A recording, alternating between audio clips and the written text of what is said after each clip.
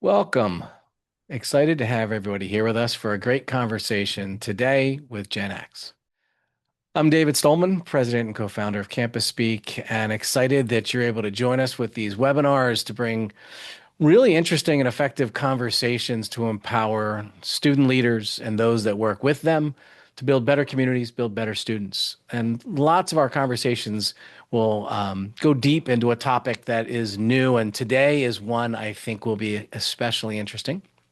I'm going to tell you a little bit about Jen, and then we're going to dive deep into some conversation that I don't think many of you have thought about before. So, Jen is not only a TEDx speaker, but a best-selling author.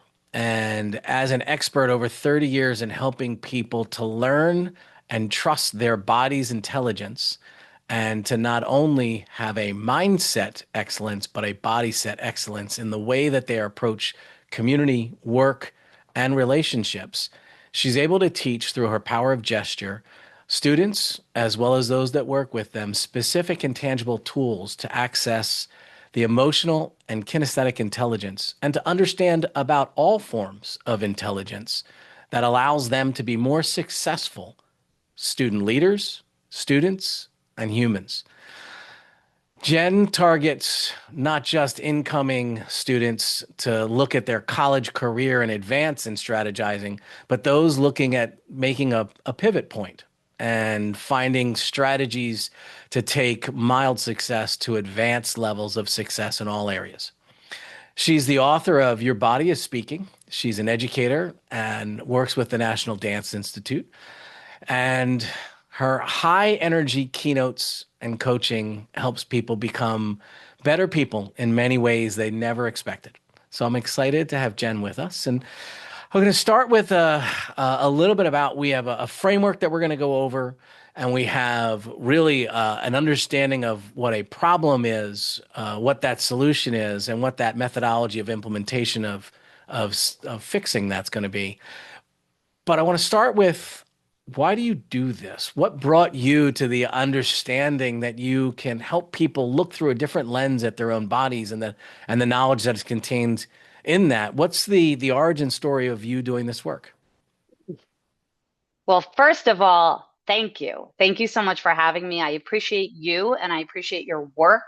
And honestly, there's nothing more important to me than empowering the next generation of leaders, which is what you do so beautifully with all that you do. So thank you. It's an honor to be here. This comes from my own story, my own journey of struggle, self-doubt, lack of self-trust in who I was when I grew up. There was a lot of pressure around these SAT scores, and everything was focused, it seemed to be at the time, through this logical and mathematical lens.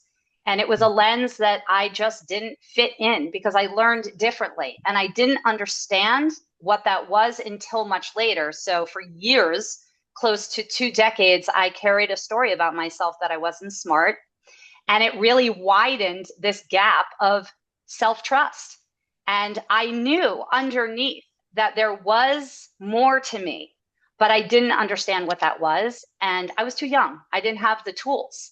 So why do I care so much about empowering these students and the next generation of leaders? Is because I don't want them to have to suffer like it did.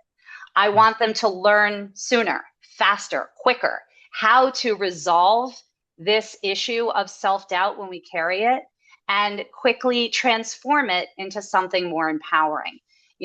When you deal with that level of anxiety and fear for that long, and then you resolve it and you learn how to do it through the body, you just want the whole world to know. That makes sense. That makes sense. Yeah, And I know, having heard some of your story, that struggle of a number of someone else's worth slapped on you, or yeah, someone else's expectation slapped on right, you right. as a lens where you might see that as your own worth is in debilitating can be a word that would describe it. Um, Absolutely. I think at a time now we've gone further away from and now might be moving back towards standardized testing that Mm. allows those numbers to carry greater weight. Um, your, well, your framework is really going to be more important. as Yeah. students are encountering that, especially going into college, especially in that phase. This is where it seems to be. Absolutely. I'll just chime in real quick and say it's all about awareness. It's really becoming aware that there are multiple forms of intelligence. There are multiple forms of how we move, process, communicate, and be successful in life.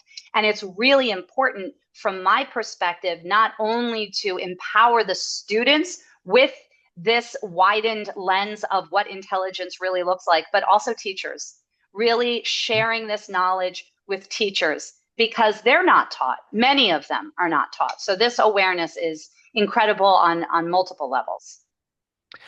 As we talk about intelligence first and the different styles, or would it be spheres of intelligence, Forms. forms of Yeah. intelligence? Um, I grounded this in sort of the understanding that I got through Gallup's work of strengths. Mm-hmm. That so oftentimes people are taught about areas of deficiencies Yeah. and strategies on improving those areas of deficiencies in leadership or whatever it might be. That Yeah. Gallup took a whole lot of research into their strengths based approach to leaning into where you are strong. What Right. are your natural strengths? What are your propensities of connection of your natural abilities to what you can have impact on around you? And how do we lean into our strengths and not just focus on a weakness that we need to overcome or a skill set that might be deficient? And I find the work that you do sits so well on that. Yep. So maybe you could talk about, I think there are 16 different levels of intelligence if I looked at that right.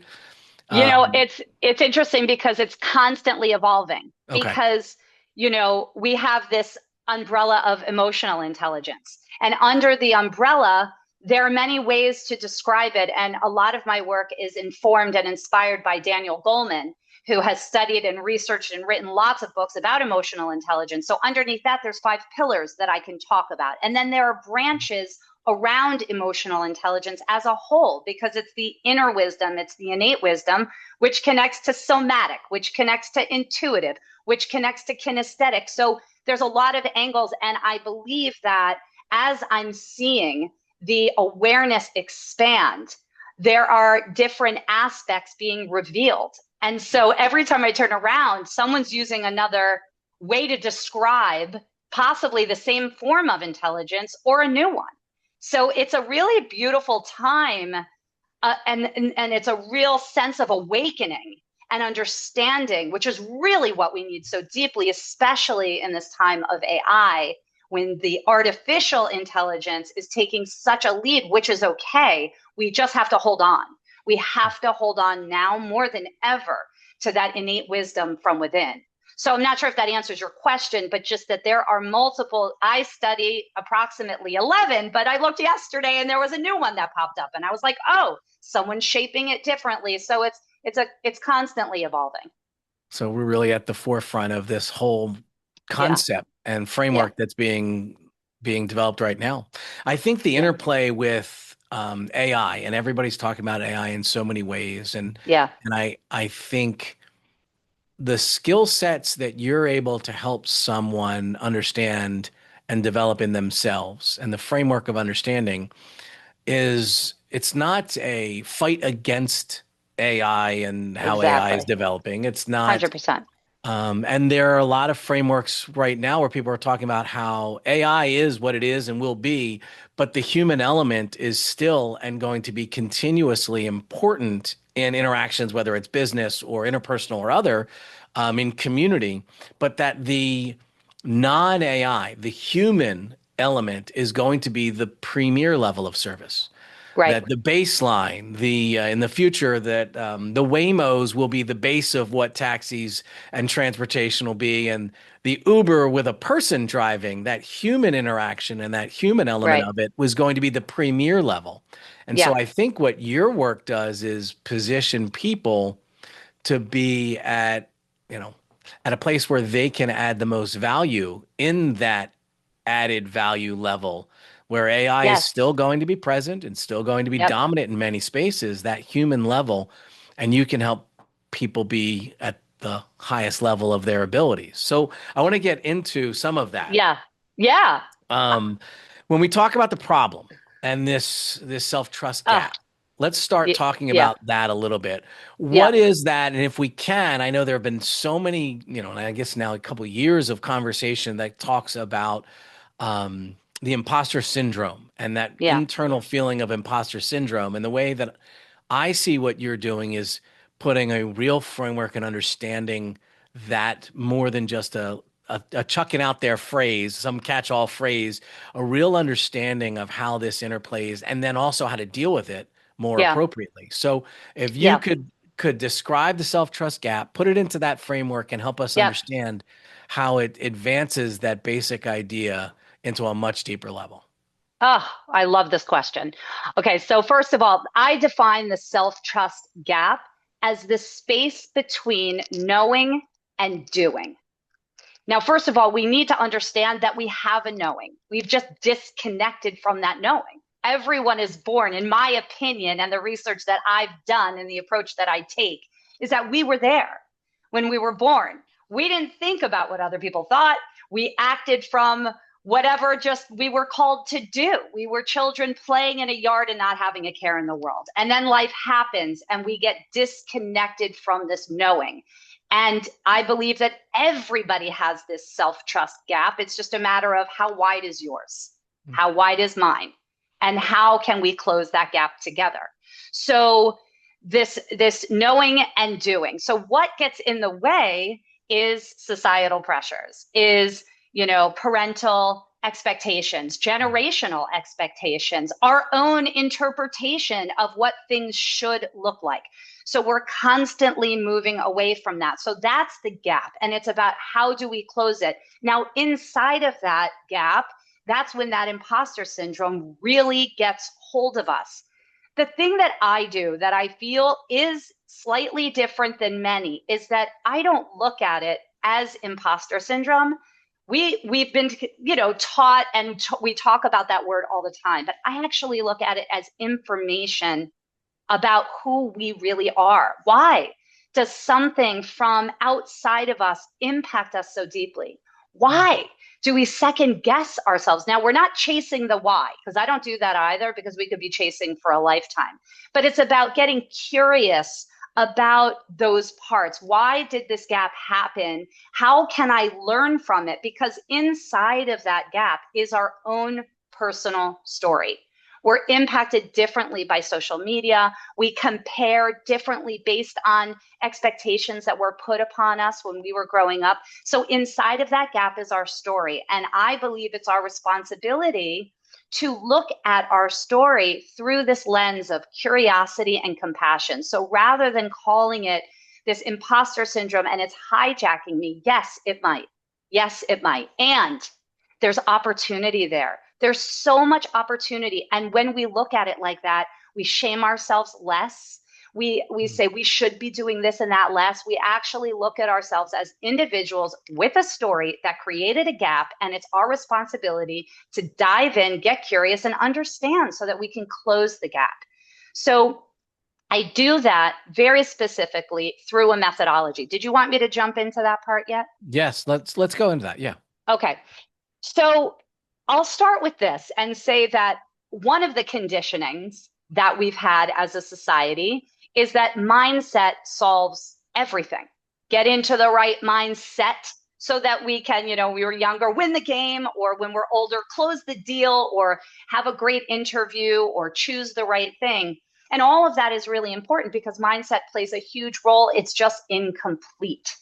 There's mindset techniques like growth mindset and reframing and affirmations and all of these things that are amazing. And there's body set, which is an asset inside of us that we just don't pay nearly enough attention to, which is what my work is all about. It's calling attention to the body's intelligence. And when we talk about those multiple forms of intelligence, I focus on four because they're directly related to the body. And when you asked me about my story, I was a dancer growing up. And the one thing that saved me was having this deep connection to my body. Remember, I talked about the knowing. I knew, I just didn't know what. I didn't know how I learned. till later. So that brings me to body set. And underneath that umbrella are the four multiple forms of intelligence that I focus on, which is somatic, kinesthetic, intuitive, and emotional. And body set is the emotional and the sensations. All of that is data that informs the mind. So the body actually knows before the mind does. And this goes deeper into that somatic wisdom, which is what our ancestors, relied on to survive and thrive. When you think about it, we didn't have AI. We didn't have any of this. We had this internal GPS that guided our life. Well, it's still there. So that's my mission, to bring us home to that. So underneath this body set umbrella, I teach a practice called reset. And it's an acronym for the process, because I'm all about action. We can talk about imposter syndrome. We can talk about self-doubt. We can talk about the self-doubt gap, self-trust gap. And we need to talk about, well, how do we restore it? How do we get back? So the first thing is awareness, really being educated about these different forms of intelligence. And then when we've got that and we've expanded our understanding of what this looks like and what this means, then we're ready. We're ready to do the practice.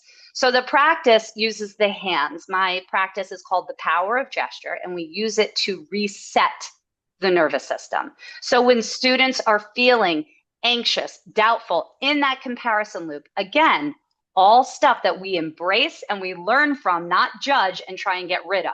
So we bring it in. So the first step is when a student is feeling that way, that's taking them out of their knowing, then they body set right away. They just put their hand on their heart and stomach and close their eyes. Now, I know someone might say, well, who's going to do that in a classroom, in whatever? There are ways around that, and we can talk about it. But the idea is getting centered and pausing. You can just simply think of a pause. So when I'm in doubt, I pause. So we go to the reset. The R is recognize. And if students just do this, then we're good. They're way ahead of so many, because our life is moving so fast and people never pause. We have to insert the pause.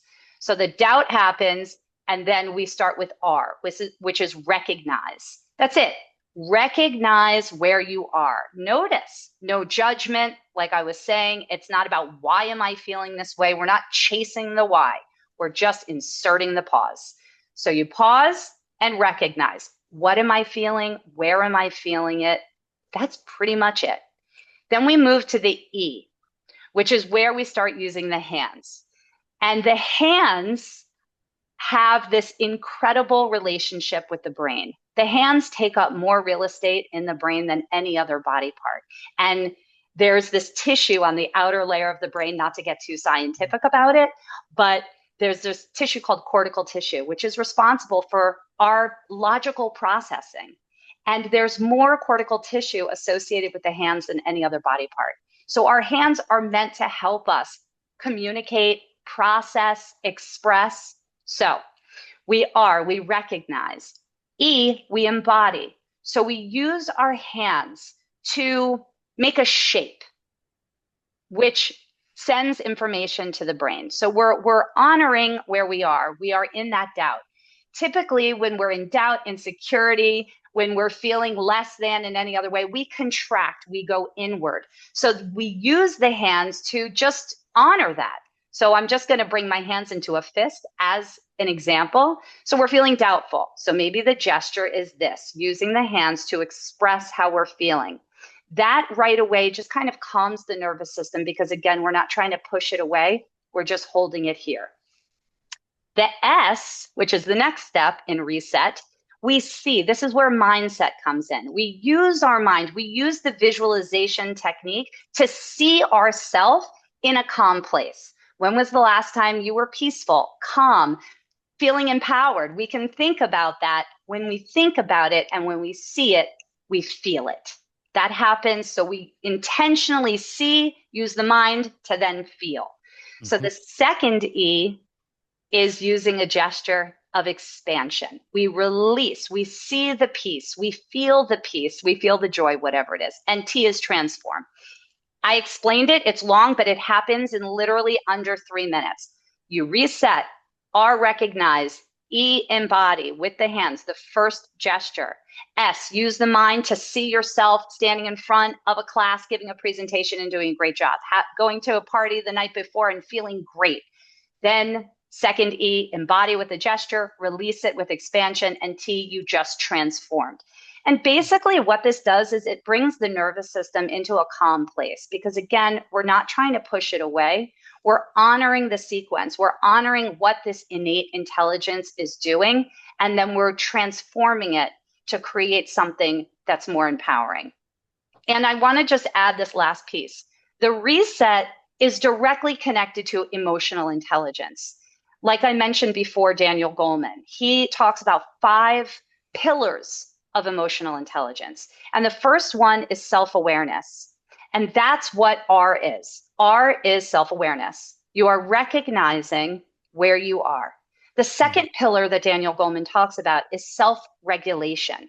And that's what we do. We regulate by using the power of gesture, embodying the contraction and the expansion to transform the feeling. And then the list goes on with Daniel Goleman. But first, it's self awareness, then it's self regulation, then it's empathy, which is what's happening within us during this practice, then it's motivation, and then it's our ability to be social and successful in life. That's a Okay, lot. that's a lot. That's a That's a lot. Let's lot. no, it's a lot. Let's break it down so we Break can it down. let's yeah, I think all right, so we start off and we're going from Yeah. there's some gap between where I feel anxiety because the skills that I think I have are not what I anticipate are going to be up to the task of whatever the task is in front of me. Yep. I'm feeling that anxiety. I'm feeling that angst, which some people are calling imposter syndrome out there. And what you're saying is, as I'm rephrasing it, there is an innate knowledge, a Yep. wisdom that we Yep. carry in our bodies that external factors that have family of origin, growing up, society, a ton of external factors get between that wisdom we carry and our understanding that we carry that wisdom. Right. That in our bodies and in ourselves, we carry a willingness to tap into the things that the experiences and the other things that we have, but that there's something preventing us that's degrading that willingness to use the things that we're already bringing to the table. And what you're saying is that there's a physical act of resetting Yes. that takes those blocks, the inhibitors, and diminishes their capacity to keep us from accessing that knowledge, that wisdom that we're already carrying. That's right. So far, I'm summarizing so You're far. doing a great job. All You're right. doing great. And let's go into a specific case scenario. So we can say, I want to go, I'm going to give you a case scenario. And so you can go through and say, here's what it would look like the before, the Yep. problem. Yep. Here's what a very realistic use of someone who has the knowledge that you teach to be able to body set themselves Right. and then describe what success looks like. Mm-hmm. Mm-hmm. So we have a student that is engaged in a challenging roommate scenario. Yep. They have friction, we're living with people for the first time, all these very normal, which are easy to dismiss as minimal, but when you're in the middle of it, can be can be quite challenging for especially Totally. for newer students and newer environments that have lots of other surrounding challenges of pressures and classes and everything else. And Yep. so here they are. They're in a situation where let's set the scene where they're looking to address this concern with their roommate. They've been taught they should try to talk it out, and they've decided they're going to do it. And before they're walking into this room, all of their past experiences of challenges and difficult situations are bubbling up, and the fear of all the evil voices inside their head saying you're not enough are coming to stand as barriers. So walk through a real scenario of how someone could take what you teach as a tool, as that solution, how they can implement it, and then what success looks like afterward. Yeah, great question. So the first thing is if someone has this information, they can practice proactively before the situation. So the ultimate goal is for us to recondition our nervous system. And Okay. how we do that is being proactive. So we want to implement before the conversation if someone has this experience. So the angst, the fear is building up because I'm about to go talk to my roommate. So in advance, you're going to take 5 minutes to body set. And you're going to do exactly what in the privacy, it can be outside, in the park, in a restroom, somewhere quiet. You just excuse yourself from wherever you are to body set, which really means just get in touch with that fear to calm the nervous system. Now, what I do, so you're here in the body set, right? I saw that you were doing it. That sounds like, oh, he's going to do it. Okay, so here we are. So you just recognize, and I'm starting to panic because I've got this, and my heart is racing because I'm going to have this conversation because that shows up a lot in the heart or the tightening of the shoulders. But we'll work with the heart right now. So that's where it is. So then the first one is I'm just going to embody it. I'm going to allow it to be. So maybe my hand starts fluttering back and forth like this on the chest. Okay. Then I'm going to see. I'm going to see myself with my roommate hugging depending, hugging or shaking hands or high-fiving at the end. Begin with the end in mind, as Stephen Covey would say, right? To see it, assume the feeling of the wish fulfilled. I love that quote so much. Assume the success, assume the peacefulness and the joy. Let's go out. I'm so glad that's over. So use your mind to see yourself there. Then the mind doesn't know between the reality and not, by the way. So you can just create all the vision you want.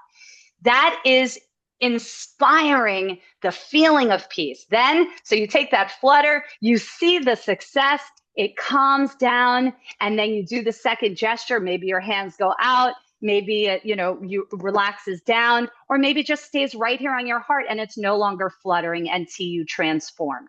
I would do that cycle 3 times. 3 is the magic number. It literally is a minute or less each. Don't rush the process. This is an opportunity. That's the other thing that I would invite into this moment with someone is to remember that this is an opportunity.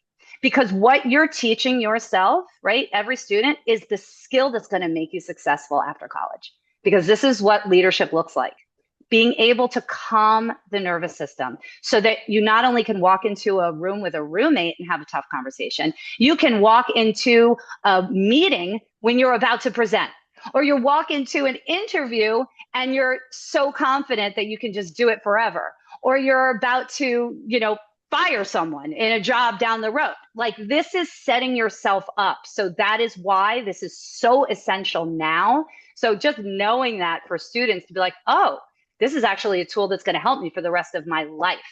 So really doing the reset 3 times.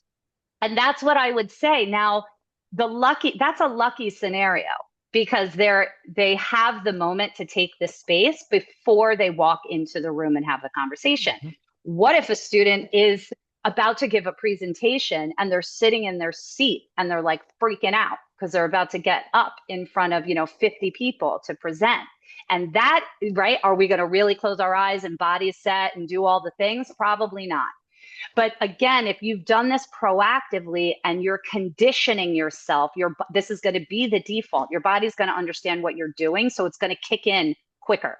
So in that scenario, in a classroom, what I would do is a gesture like I would just fist underneath the desk and I would release with my hands. I would fist and I would release. I want to add one thing that I didn't say earlier. Not only do the hands have all this real estate in the brain, they also carry thousands of nerve endings that collect our emotional data all day long.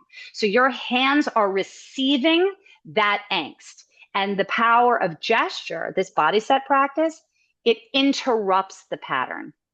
So if you're feeling that angst, catch it. Think about it as like if you're a baseball player or like your basketball, whatever, catch the emotion, assume the feeling of the wish fulfilled, see yourself successful, and then release. Catch and release. And it shifts the nervous system. Go ahead, you're going to say something. No, it feels like if I mean there is so much research out there on mindfulness in general, just Yeah.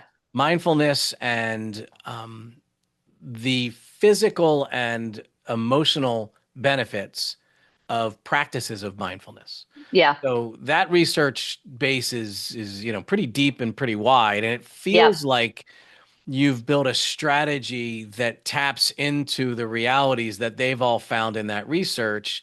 That's more of a tactical, almost like, there's health practices and then there's EMS. Like, what do we do in Hmm. the immediacy of a need? And it feels Right. like you've created a strategy that allows um, for a tangible, let's do something right now in immediate need that would be also more successful over a whole background of mindfulness practices that's going to help someone walk before they leave their room to go into that next place that is more challenging. And it Right. and the next part of that, it seems beyond just that mindfulness, you're tapping into the envisioning that top performers do.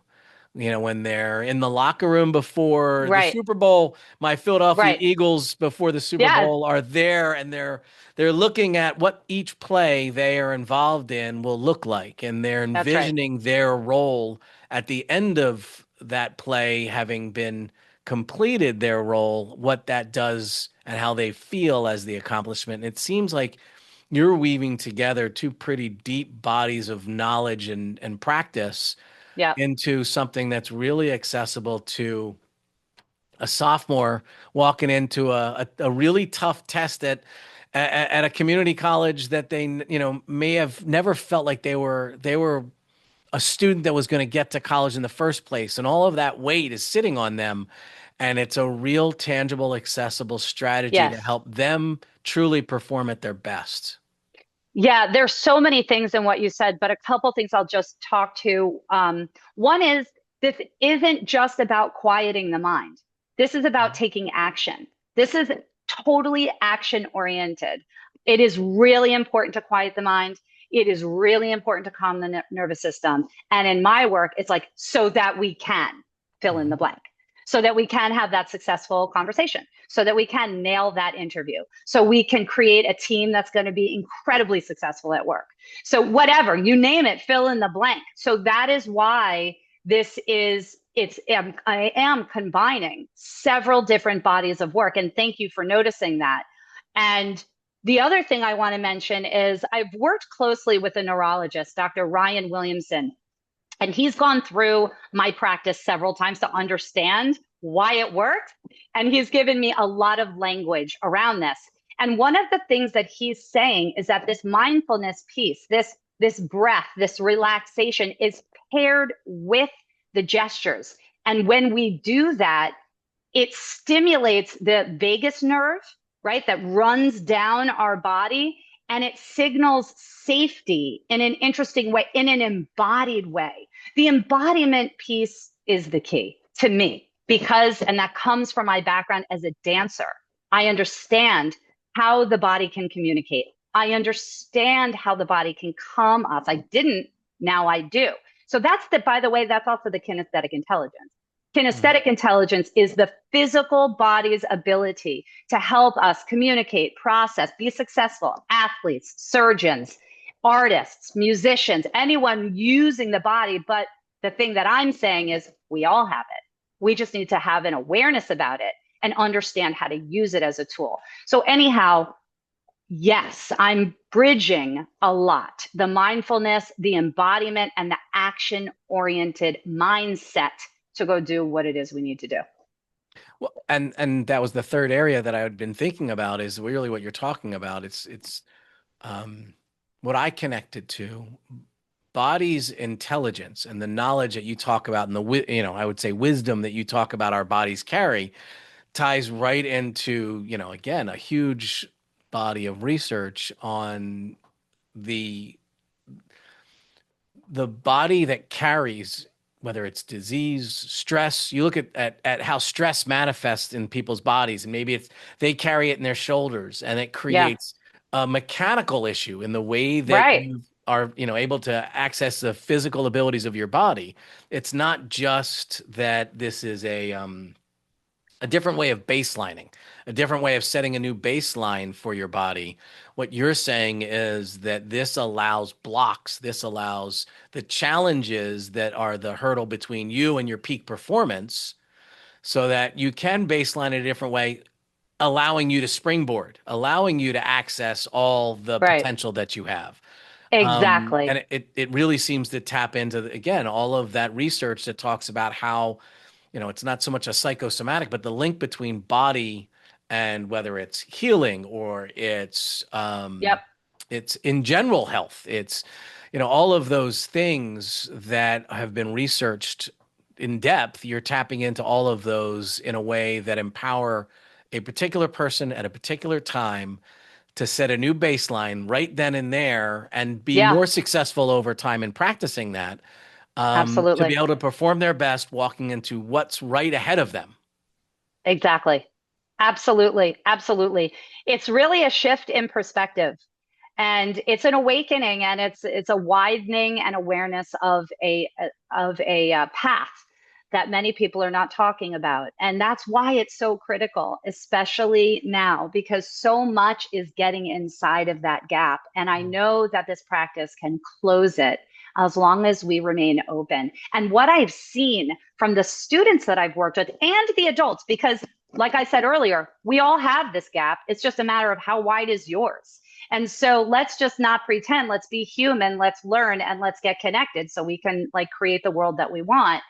Um, it's slightly different. And so people need to have an ability to receive and just say, okay, I'm open to trying this. Oh, I was going to say the people that I've worked with, the students and the adults, it is incredible how they restore this self trust within them. And when we do have that trust, then we raise our hand. The student starts raising their hand. They don't quiet their voice anymore. They don't edit what they're going to say. They're not overthinking or over explaining. They trust themselves and they know that it can be messy and it's okay because it's about that self acceptance of like, how do I learn? For me, it was through one lens. So I didn't think I was smart. I want people to know the huge lens of the intelligence systems so that they can restore that confidence and say, oh, this is how I learn. Oh, I need this. I need you to explain that in this way because this is my form of intelligence. How empowering is that? Yeah. God, if I only had that.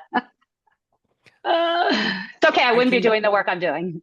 I can think of three in particular case studies where or ways that someone watching who's now, yeah, that makes sense. Or I could see this Mm, helping these particular students. Or, um, I could see a few ways that someone might be able to use the training that you're going to be able to leave students with.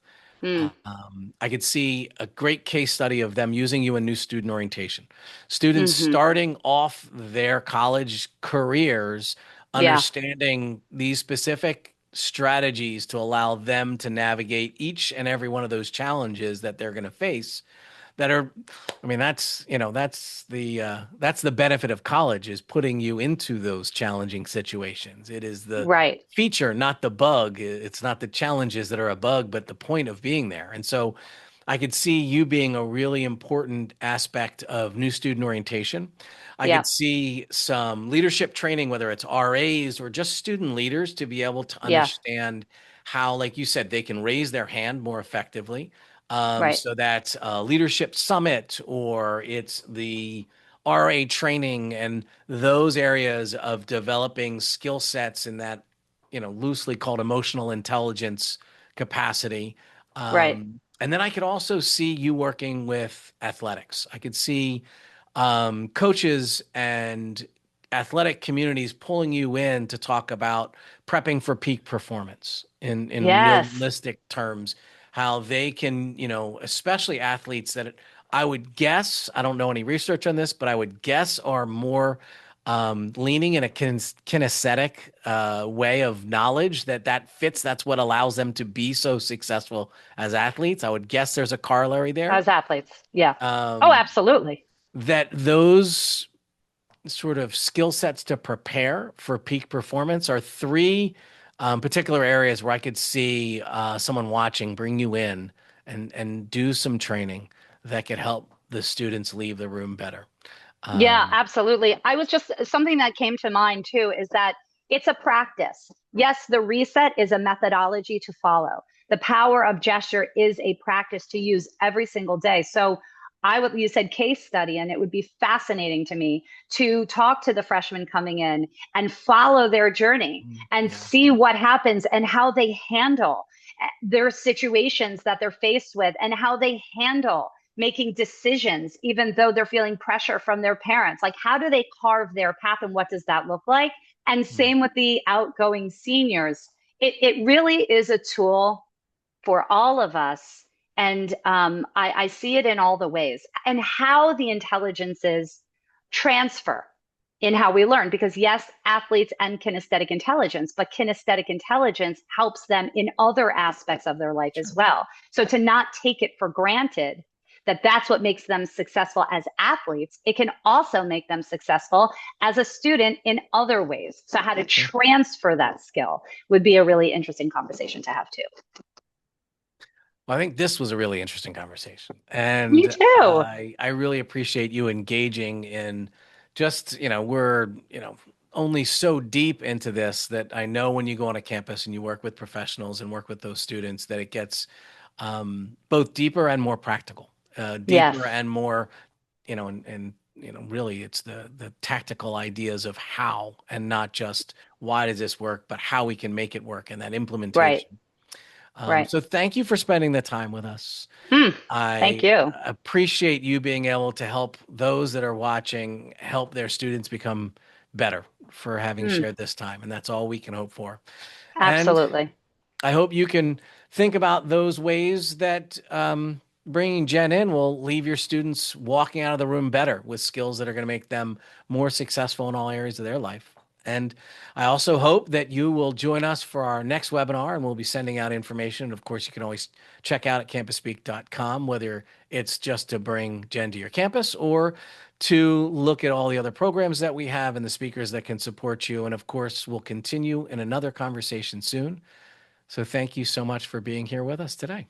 Thank you so much for having me. I appreciate you, and I'm honored to be here, truly, to be a part of your movement. So thank you.